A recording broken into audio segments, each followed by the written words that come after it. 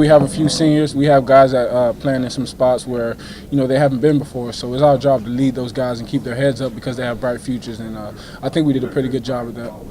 And obviously in this one, I mean, again, like last week, you had to overcome adversity to stay in it. And I mean, how well do you think that your team handled what Iowa State threw its way? I think we've handled it pretty well all year. Just a couple of circumstances where the ball didn't bounce our way, or we made some bonehead mistakes, or just didn't make enough plays to win the game in the end. And in this league, it's pretty much going to be like that week in and week out. Everyone's pretty much even. Everyone's good. Everyone can be beaten, and it's just about coming out executing. And today, we made enough plays at the end to win it. And hat goes off to Iowa State because they're a tough team and they played us very hard. But I seen that determination in my offensive line's eyes. I seen it in Tavon and Stead's eyes, and the entire staff's eyes, because we wanted to win and we wanted to get off that snide, and we were determined to get that today. Geno, it was a little cold out there. How are you able to get so comfortable? I think there was a stretch where you completed 13 straight passes. Well, my first 2 passes were awful, so I really kind of wanted to redeem myself and not look like a junior high school quarterback out there. I went out there and I just tried to play within myself, play within the system, and take what the defense was giving me, and just try to move the chains and lead the offense the best way I could. How important, of course, in this one, I mean, no turnovers. That's got to be something that keeps you guys going. Yeah, I think we've done a good job with that all year as far as turnovers go. We rarely beat ourselves. Today we had a lot of penalties, which is something we'll have to correct. But overall, I think we did a pretty good job at controlling the tempo, controlling the game, and also not putting the ball on the ground. How about what Sean was able to do for you guys today? Having him back, and it seems like he's always coming back right on time, especially in these cold weather games where people really don't like to hit, and he's the one always out there landing smack. He's a bruiser, and that's what he likes to do, and we appreciate having him back. He's been a leader of this offense, even when he was hurt, keeping guys in good spirits, and it's good to have him out there on the field with us, competing with us. Now that you guys have finally become bowl eligible, I mean, how important is that for a football team to have the extra practices and all that? It's extremely important for the psyche of this team, for the future of this program, to erase the thought of a 5-game losing streak from our mind and just focus on the positives. I believe we have a bright future here at West Virginia going ahead, and I look forward to seeing what happens in the future. But I want to be a part of those group of seniors that led us in the right direction, and it's kind of been a disappointment for me this season. Wish I could have done some things better, but overall, I'm blessed to be in this position, and I appreciate being on this team.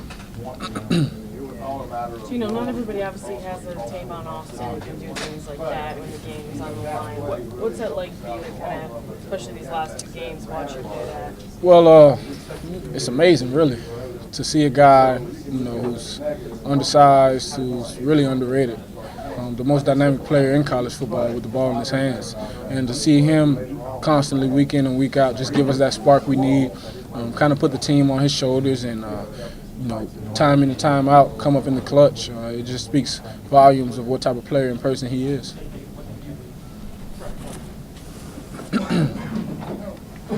Sorry, I just got here. I'm sure you've already been asked about this, but the mood for you guys right now coming off, being able to snap this losing streak, being able to come away with a win, get bowl eligible. I mean, can you describe the mood in the locker room right now? The mood's great. Obviously, we won a game, and we put that losing streak behind us, and we were able to move forward with the program. And we came in here expecting a hard-fought game, and that's what we got. And we were able to pull it out at the end. Iowa State's a great team. They're very well coached, and they gave us everything they had to the final end. But we were able to make the plays at the end of this game. Unfortunately, we haven't done that all year. But it's a positive sign that we continue to compete and continue to fight and not hang our heads. Dana said that he talked to you guys after this. He said last time he felt this good was at Texas, and then maybe he felt a little too good. How important is it that okay, celebrate now and get over it and focus on? That's the most important thing, is to not. I always say keep things into perspective and stay even keeled, because after a win or a loss, it's easy to get too high or too low on yourself, and it's a good thing that I think we have great leadership, great senior leadership, and we have a great coach in Dana Hogerson who consistently keeps us level-headed. He's not going to allow us to, get too high on wins or too low on losses. And that's what's continuing to help us grow as players and as people, and to get better on that field. I know you guys haven't been getting blown out, but as your position as quarterback, this guy goes up and down the sideline for those guys. What's the difference being ahead 10-0 today versus being down 10-0, down 14-7? Just on what you do and what you see.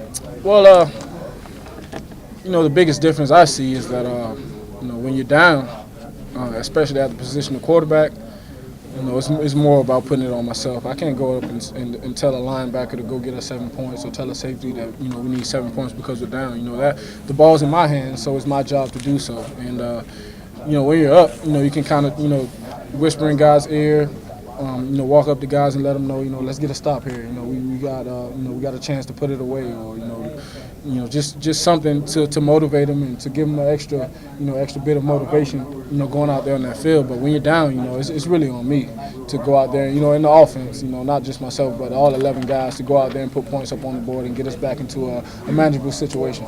There were some times today where you had basically your first down, first game offense out there. It hadn't been like that in a while. And also you have the wild card team where you can move around.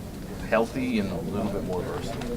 What do you guys think you can do? I guess it's 2 games left. 2 games left, and we want to go out there and perform to our best these last 2 games. Next week, senior night at Kansas, is going to be a big night for myself and Tavon, Stedman, all those guys who came in with me.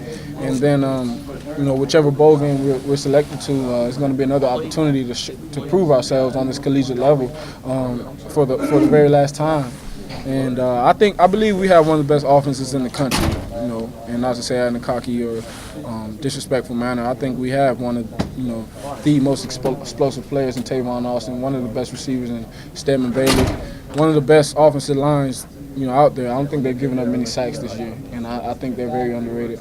And our backfield is tremendous. They carry the ball and they go downhill and get us those tough yards, but it's kind of hard to say that with a 5-5 record or a 6-5 record. So but I believe we can do some special things in these last 2 games.